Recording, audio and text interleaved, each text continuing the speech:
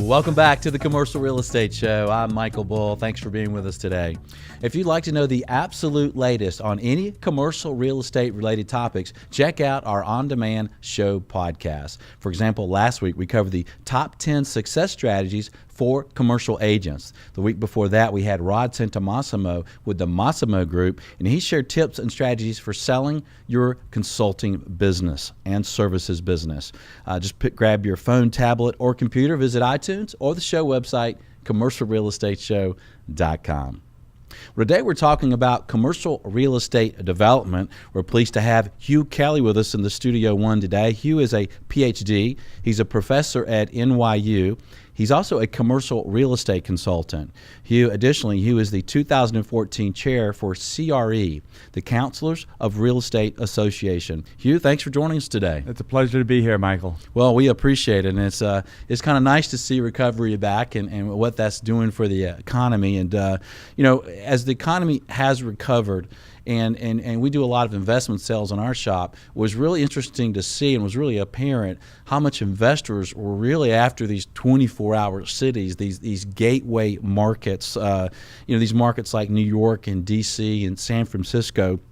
And, what makes these 24-hour cities so attractive to investors, Hugh? Well, it's amazing, Michael. Real estate people are maybe not as dumb as we look, right? I think the investors looking at the gateway cities, the 24-hour cities, were based on past performance, their familiarity with it. Liquidity certainly is a major element, and a flight to quality. The performance of the 24-hour cities over the last 25 years, particularly downtown office buildings, has been spectacularly higher than the average of 9-to-5 cities, or indeed any of the other large cities in the country. Cumulative total performance, according to my research, has been about twice as high in the 24 hours downtowns as before. That's attractive to capital, and I think the investors also correctly bet that the 24-hour cities would recover more quickly and more steeply than the average U.S. city. Yeah, well, that makes sense. And did they do better through the downturn as well? The 24-hour cities suffered along with everybody else. Right. Just as there was plenty of blame to go around for why this happened, everybody got caught in the downdraft. Mm-hmm. So percentage-wise, 24-hour cities suffered like everybody else. Mm-hmm. But they did come back faster, and having come back, they have come back more steeply. Okay. If somebody's just rolling the dial here and they're not a commercial real estate professional, what is the definition of a 24-hour city? Good question.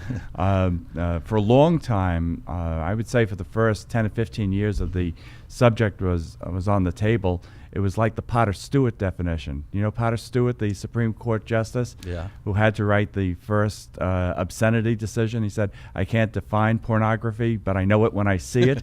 Right. That's how 24-hour cities were. Okay. We're doing better on definition now.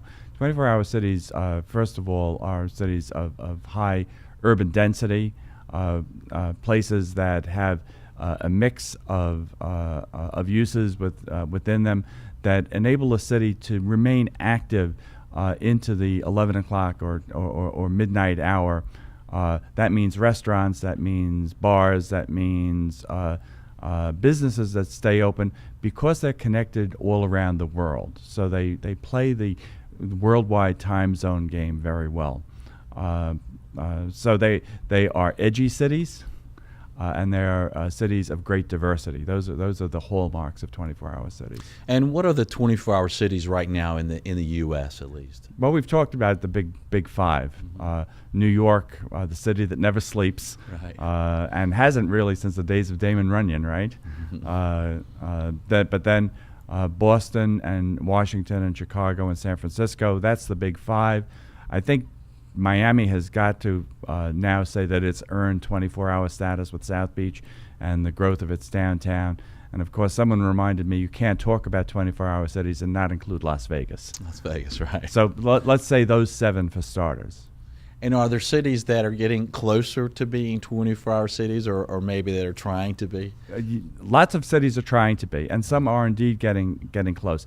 I like Seattle, for example. I think Seattle's downtown mix of office and of residential is a very strong one.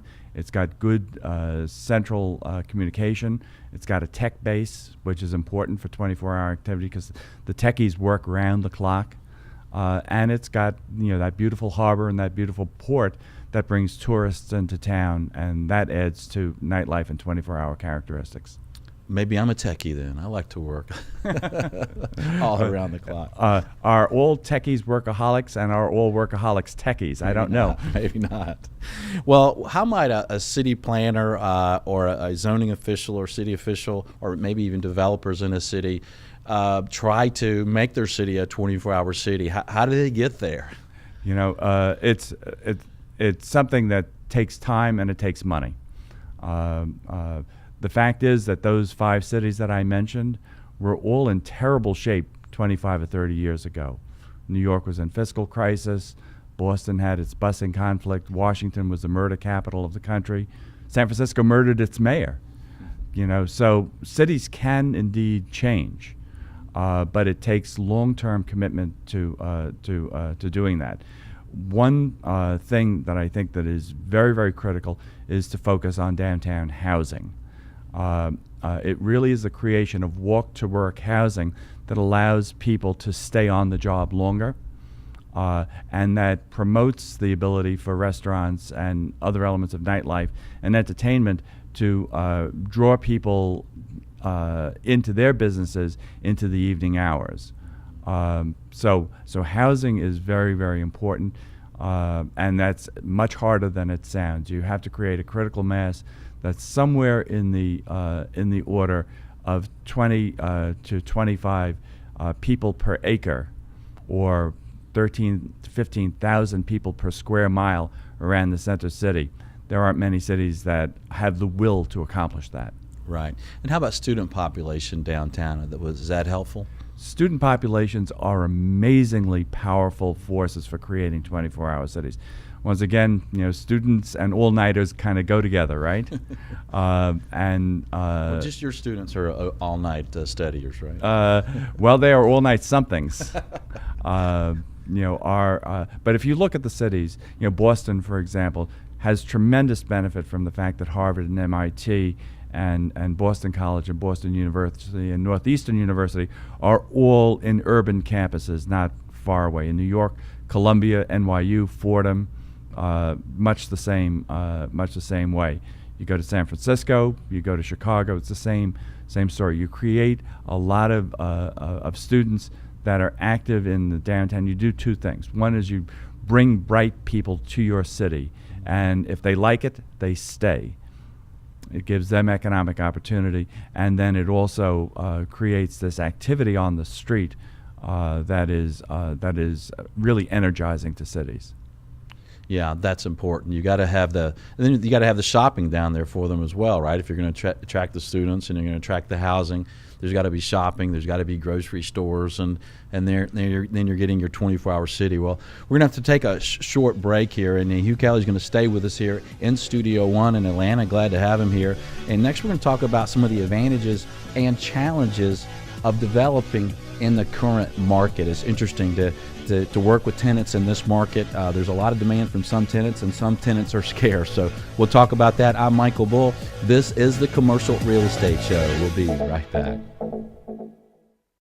The Commercial Real Estate Show is brought to you by Atlanta Office Liquidators, new and used furniture liquidators, France Media, publications and conferences, and Bull Realty Commercial Brokerage, a great place to do business. For more information on these companies or to access additional podcasts, videos, or blogs, visit commercialrealestateshow.com.